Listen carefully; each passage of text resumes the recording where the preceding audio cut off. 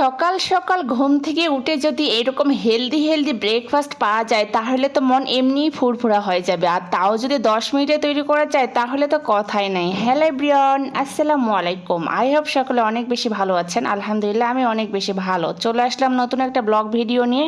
আজকের এই ব্লগ ভিডিওতে আমার সকালের ব্রেকফাস্ট আপনাদের সঙ্গে শেয়ার করব, একদম ঝটপট ওয়েতে শেয়ার করব। এখানে আমি প্রথমে একটা ছোট্ট বোল নিয়েছি, তারপর এখানে গরম দুধ দিয়েছি, তারপর এখানে চকলেট ফ্লেভারে কোকোস দিয়েছি। কোকোসটা আমার অনেক বেশি পছন্দ। আজকের কোকোসে কোনো প্রকারের চিনি অ্যাড করব না, এই জন্য সব ধরনের ড্রাই ফ্রুটস দিচ্ছি। এখানে কাঠবাদাম, কাজু বাদাম, পেস্তা বাদাম, তারপর কিশমিশ ছিল, তারপর আখরোটও ছিল। আমি আমার হাতের কাছে যা যা ছিল সবগুলো দিয়েছি। আপনারা এখানে যে কোনো ফ্রুটস দিতে পারেন, খেতে কিন্তু আমার কাছে অসাধারণ লাগে। সকালবেলা ঘুম থেকে উঠে এই নাস্তাটা পেলে আমার আর অন্য কোনো কিছুরই প্রয়োজন হয় না। আমি এই নাস্তাটা পেলে একদম ফ্যান হয়ে যায়, এত বেশি ভালো লাগে। আমার মতো কে কে আছেন এই নাস্তা অনেক বেশি পছন্দ করেন অবশ্যই কমেন্টে জানাবেন। তারপর আরও একটু টেস্ট বাড়ার জন্য এখানে আমি পাকা কলা দিয়েছি ছোট ছোট স্লাইস করে।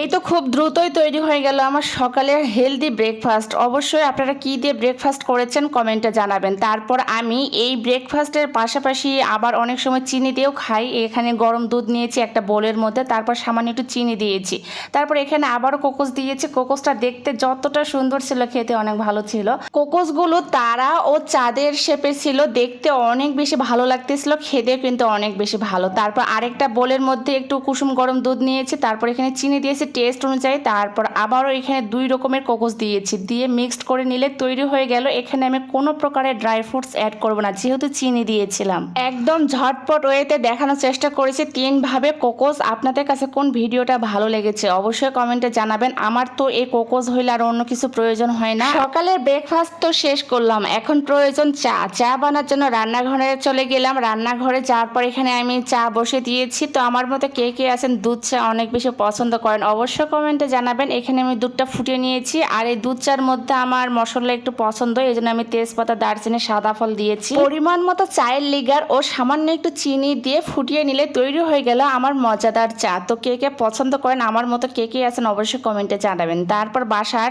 বাকি সদস্যদের জন্য আমি এখানে লেবু চা তৈরি করব, এই জন্য এখানে পানি বসিয়ে দিয়েছি, তারপর সব ধরনের মশলাও দিয়েছি। এই পর্যায়ে চায়ের লিগার দিয়ে দিলাম পরিমাণ মতো। তারপর চায়ের লিগারটা সুন্দর একটা কালার বের হয়ে আসলে এখানে পরিমাণ মতো সামান্য একটু চিনি দিয়েছি। যেহেতু চিনি পরিমাণটা আমার পরিবারে একদমই কম খায়, এই জন্য আমি এখানে চিনি পরিমাণটা কমে দিয়েছি। তারপর চুলাটা একদম বন্ধ করে দিব। এই পর্যায়ে আমি লেবুর ফালিটা দিয়ে দিব। অবশ্যই লেবু চা বানাতে গেলে এইভাবে বানাবেন, তাহলে দেখবেন পারফেক্টলি একটা রেজাল্ট পাবেন। খেতে কিন্তু এই চাটা অনেক বেশি ভালো লাগে। তো আমার ভিডিওটা ভালো লাগলে অবশ্যই বেশি বেশি করে শেয়ার করে আমার পেজের পাশেই থাকবেন। আল্লাহ হাফেজ।